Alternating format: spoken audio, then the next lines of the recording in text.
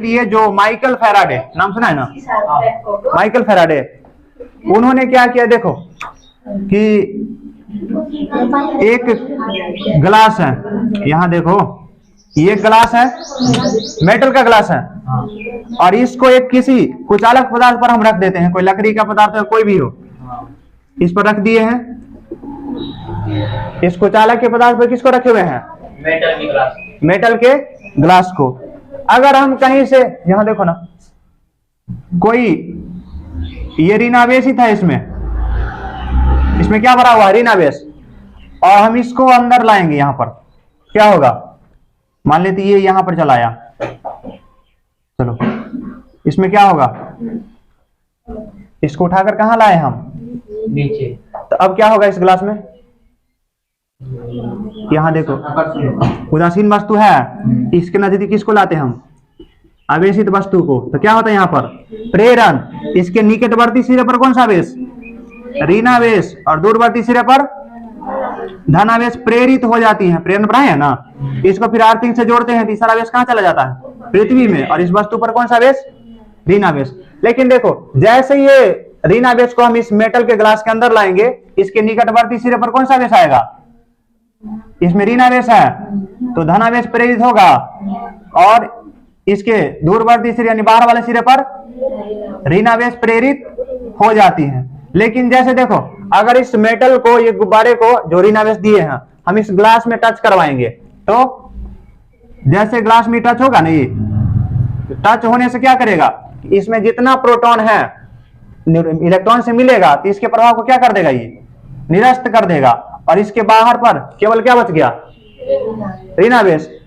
तो इस तरह से माइकल फैराडे ने सिद्ध किया कि किसी वस्तु को हम आवेश देते हैं तो आवेश कहां रहेगा? हमेशा उसके पृष्ठ पर, क्योंकि बीच में जो अंदर जो आवेश था ये क्या कर दिया? कर निरस्त, और जिसके कारण आवेश कहां बचा?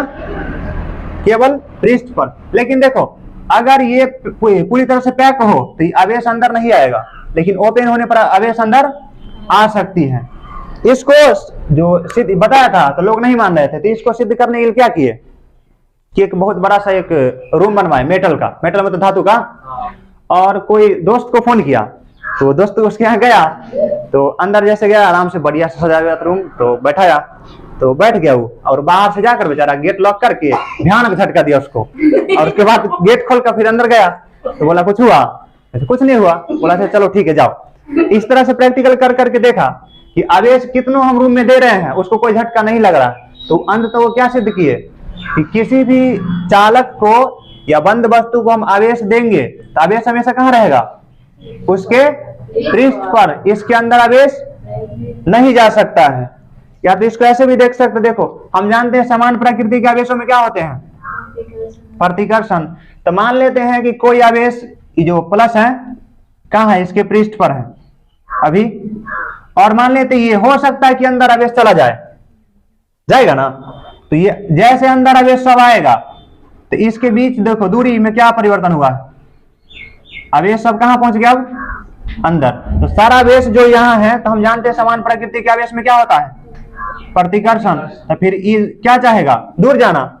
तो ये दूर जाने के लिए बाहर निकलेगा, तो बाहर देखो अधिकतम दूरी इसको कहां मेंटेन होगा? इसके पृष्ठ पर।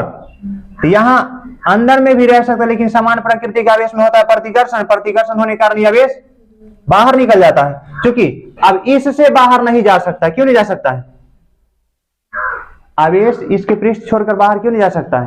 क्योंकि वायु क्या है? विद्युत के कुचालक। तो इसको अधिकतम दूरी मेंटेन करने के लिए इसी पर अपने समान दूरी पर क्या होता है? वितरित हो जाता है, जिसके कारण इससे सिद्ध होता है कि किसी चालक को जब हम आवेश देते हैं तो आवेश कहाँ रहता है? हमेशा उसके पृष्ठ पर, उसके अंदर नहीं। ऑब्जेक्टिव में क्वेश्चन मिलेगा कि किसी चालक को दिया गया आवेश हमेशा कहाँ होता है? उसके पृष्ठ पर होता है। क्यों होता है? क्योंकि अगर अंदर बाह्य आवेश होगा तो समान प्रकृति के आवेश में क्या होगा?